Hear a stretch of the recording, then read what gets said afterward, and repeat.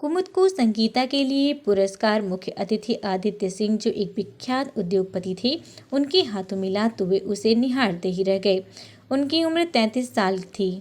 मुंह में चांदी का चम्मच लेकर पैदा हुए थे। पिता की विरासत को 4 गुना करने की धुन में शादी ब्याह करना भूल गए थे। उनका व्यक्तित्व भी शानदार था। 6 फीट का जिम में वर्कआउट करके बनाई बॉडी, बहुत खूबसूरत चेहरा जो किसी को भी आकर्षित कर लेने की क्षमता रखता था। पर उन्हें कुमुद की रूप का ऐसा नशा हुआ था कि उसको पता लगा कर उसके घर पहुंच गए और उसके पिता से उसका हाथ मांगा। कुमुद के पिता हतप्रभ रह गए कि इतना बड़ा आदमी उनकी बेटी से शादी करना चाहता है। उन्होंने कुमुद से पूछा तो वह हैरान हो गई।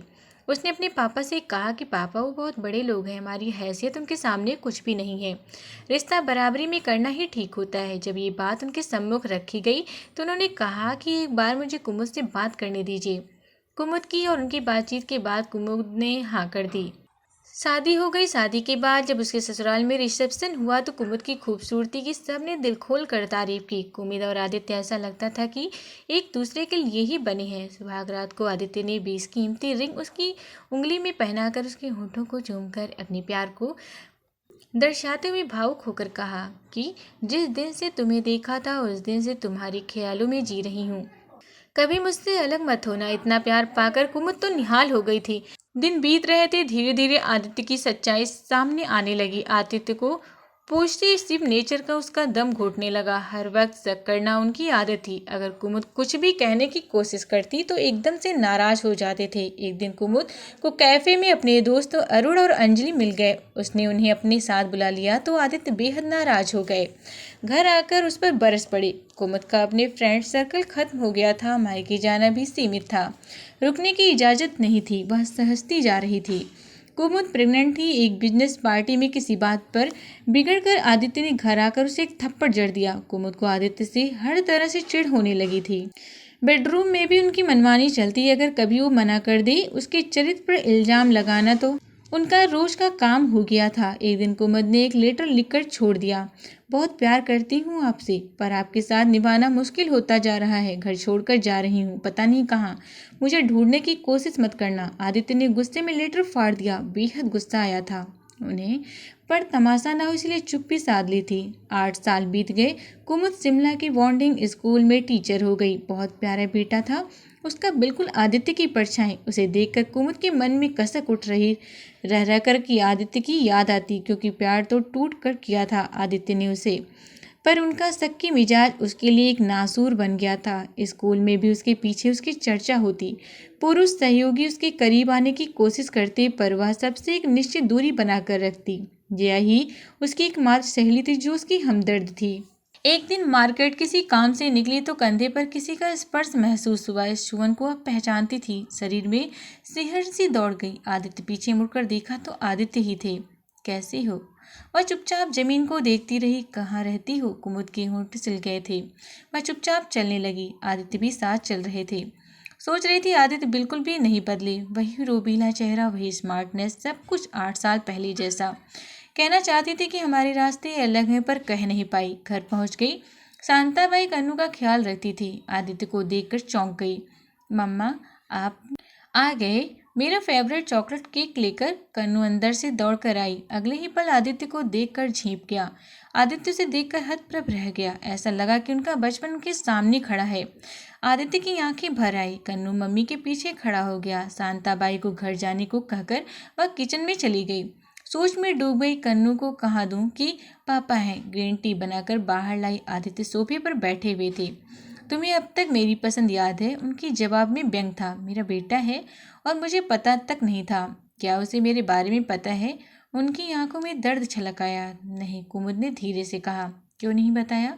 उनकी आवाज़ कांप उठी। क्या नाम रखा है? कन्नू कौस्तंभू। कुमुद ने कन्नू को आवाज़ दी। कन्नू, मेरा बच्चा कन्नू बाहर आकर उसमें सट कर बैठ गया। बेटा, पापा हैं आपके, पापा। कुमुद ने उसे आदित्य के सामने खड़ा कर दिया। आदित्य ने बाहें फैलाई। कन्नू दौड़कर उनकी गोद में चढ़ गया। आदित्य बहुत देर तक उसे चूमते रहे और उसे गले से लगा लिया। पापा कहाँ थे? मैं आपको रोज याद करता था, आप क्यों नहीं आए? आदित्य ने उसे सीने में भींच लिया। कुमुद की तरफ देखते हुए बोला, बेटा मैं बाहर गया था। आपको मेरी याद नहीं आती थी? बहुत आती थी। आई लव यू पापा। आदित्य की आंखें भर आई थीं। कुमुद उठकर बेडरूम में आ गई और रो पड़ी। आदित्य और कनु की बातें सुनाई दे रही थी। आदित्य बड़ी धैर्य से कनु के मासूम सवालों का जवाब दे रहे थे। रात हो चुकी थी। आदित्य उठ खड़े हुए। कहाँ जा रहे हो? कुमुद ने कहा। होटल में रुका हूँ। यहीं रुक जाइए। रुक जाऊँ? मुझे बर्दाश्त कर सकोगी? आदित्य का स्वर तलक था। कन्नू पापा से चिपक गया। पापा यहीं रहेंगे। कुमुद डिनर बना चुकी थी। आदित्य का फेवरेट मटर पनीर, सूखे आलू, बूंदी का रायता, मीठे में खीर आदित्य खुद खाते हुए कन्नू को खिला रहे थे। खाने के बाद कन्नू पापा से गप्पे लड़ाते हुए उनकी गोद में सो गया। कन्नू को बेड पर लेटाकर आदित्य ड्राइंग रूम में कुमुद के सामने आकर बैठ गए। कुमुद सिर झुकाए बैठी हुई थी। तुम्हारे जाने के बाद बहुत तलाश किया तुम्हें।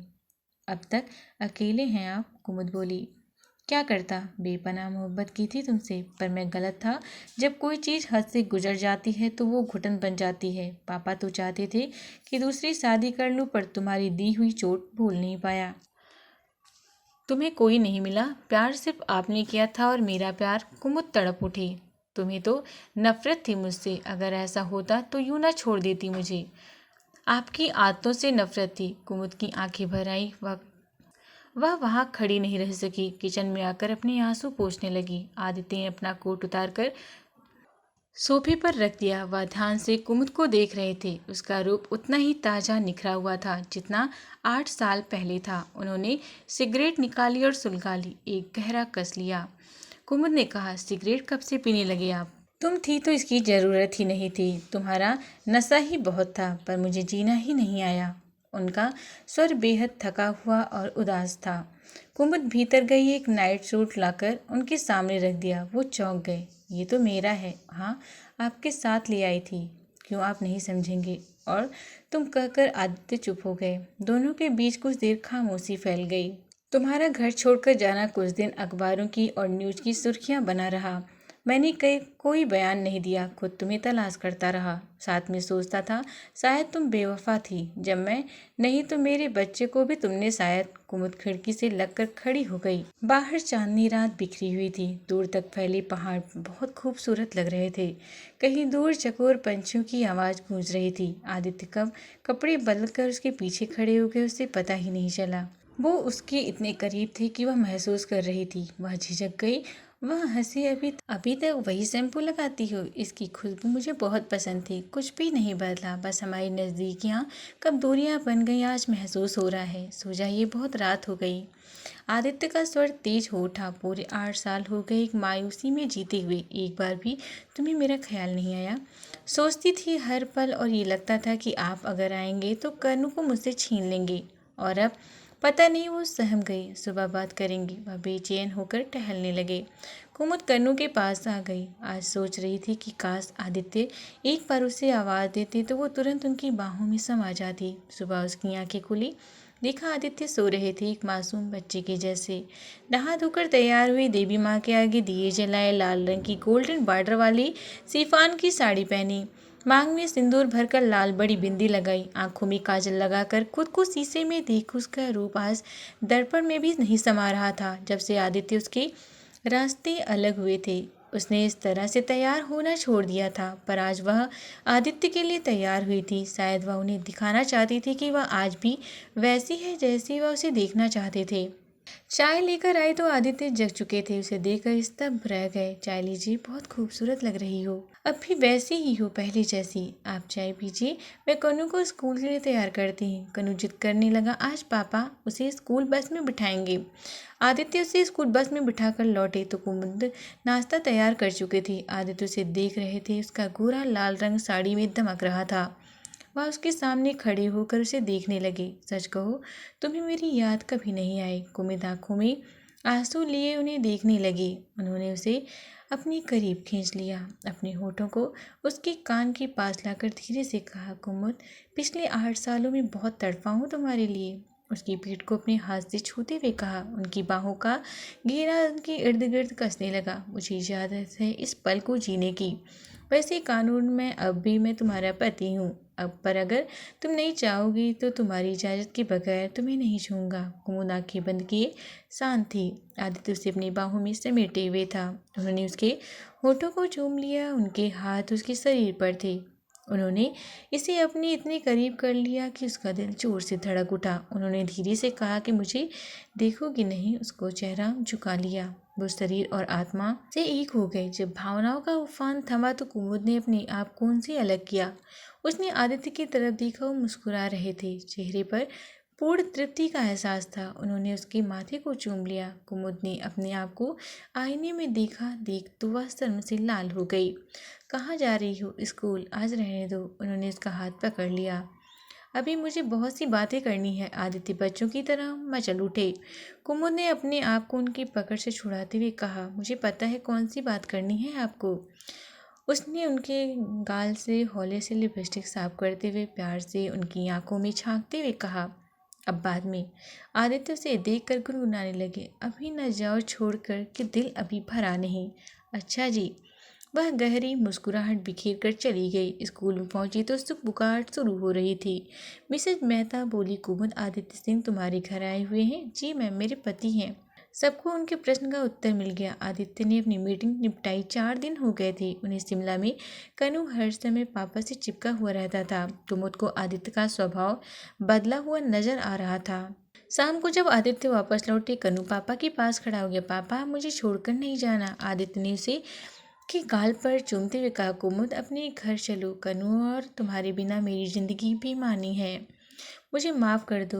जी नहीं पाऊंगी तुम्हारे और कनु के बिना। कुमुद ने प्यार से उनकी तरफ देखा और कनु के सिर पर हाथ फेरते हुए कहा, आपके बिना मैं अधूरी हूँ।